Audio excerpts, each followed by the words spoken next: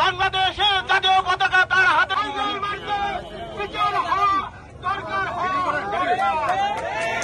বাংলাদেশে বাংলাদেশে তাদেরকে আনতে হবে।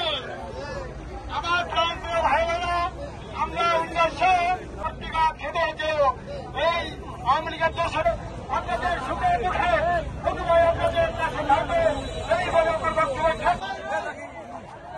৪৭তম প্রতিষ্ঠা বার্ষিকী উপলক্ষে মাননীয় সম্পাদক কেন্দ্রীয় সহসভাপতি এবিএম মাহমুদুল আলম সরকার উপস্থিত আছেন। বাংলাদেশ জাতীয়তাবাদী যুব দলের সংগ্রামী সদস্য সচিব মাদারীপুর জেলা বাংলাদেশ জাতীয়তাবাদী ছাত্রদল কেন্দ্রীয়